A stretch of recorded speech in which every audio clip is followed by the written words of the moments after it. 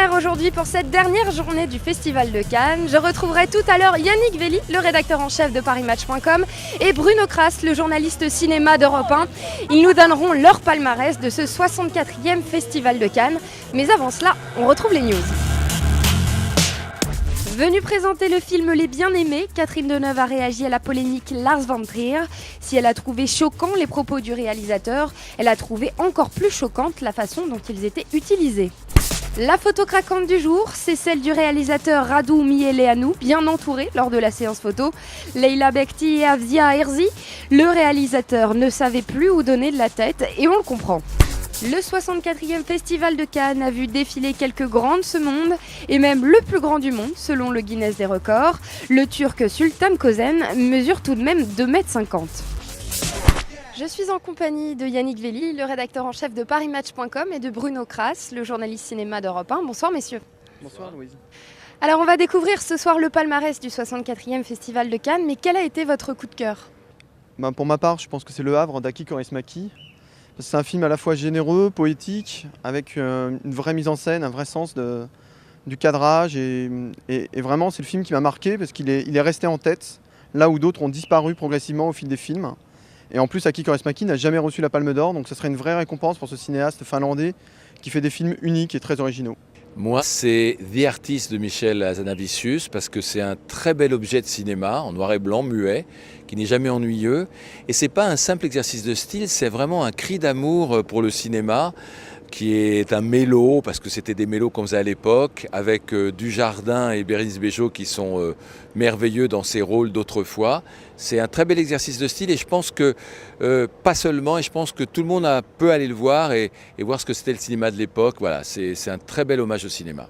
Alors ça c'est pour vos coups de cœur, mais quel film sera récompensé par le jury ? Donc pour moi, ce sera Tree of Life de Terrence Malick, parce que je ne vois mal les Américains dans le jury ne pas vouloir célébrer l'immense réalisateur qu'est Terrence Malick. Ce n'est pas peut-être son film le plus abouti, enfin en tout cas le mieux fini, le mieux raconté, mais c'est un véritable choc esthétique et je pense que de toute façon, ne pas célébrer Terrence Malick serait une erreur. Moi, je pense qu'il y a pas mal d'Européens au jury, même si il y a Robert De Niro et Uma Thurman, entre autres. Mais je pense que ça va être le Kaurismäki parce qu'il n'a jamais eu la Palme d'Or. Il est venu très souvent à Cannes. Son film est vraiment un film merveilleux d'humanisme, de générosité, de fraternité, sur la solidarité entre les plus démunis. Et voilà, je verrais bien une récompense, une Palme d'Or pour Kaurismäki. Alors, honneur aux dames, qui selon vous sera récompensé par le prix de l'interprétation féminine ? Donc pour le prix d'interprétation féminine, mon choix se porterait sur Tilda Swinton pour We Need to Talk About Kevin, qui est un film qui est passé en début de festival sur une mère de famille qui doit se reconstruire après le massacre que fait son fils dans un lycée.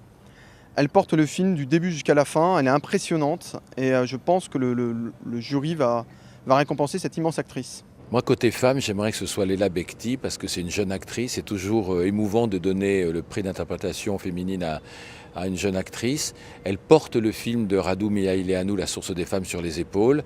C'est un très beau personnage qui va en plus dans le sens du printemps arabe, de la Tunisie, de l'Égypte, parce que elle mène la révolte des femmes dans ce petit village. Elle est merveilleuse, elle est belle, elle joue bien, elle est intense, elle est sensible, elle est émouvante.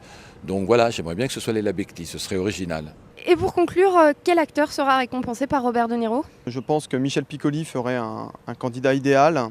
Déjà parce qu'il porte vraiment le film de Nanni Moretti, Habemus Papam. Et il a une profondeur de jeu dans le regard, il a une certaine mélancolie qu'il porte en lui et qui porte le personnage, qui est vraiment absolument fascinante dans le film. Et Michel Piccoli n'a jamais été célébré à Cannes et ça serait vraiment une occasion rêvée. D'autant que les autres acteurs qui postulent pour ce prix sont plus jeunes. On pense à Jean Dujardin, qui est excellent dans The Artist, mais il aura d'autres occasions sans doute de revenir à Cannes. Alors, chez les acteurs, moi je pense à Sean Penn.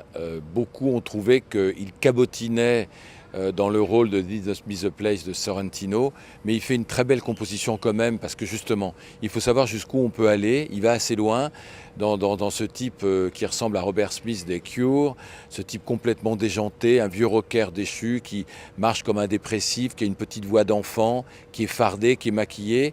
Il en fait juste ce qu'il faut pour camper le personnage et lui donner de la force. Et Sean Penn est un grand acteur, alors pourquoi pas ? Yannick, Bruno, merci beaucoup messieurs. Voilà, Cannes, c'est fini. On voulait remercier toutes nos équipes et surtout Quentin Eden à la réalisation. Vous pouvez retrouver le palmarès du 64e Festival de Cannes sur europe1.fr.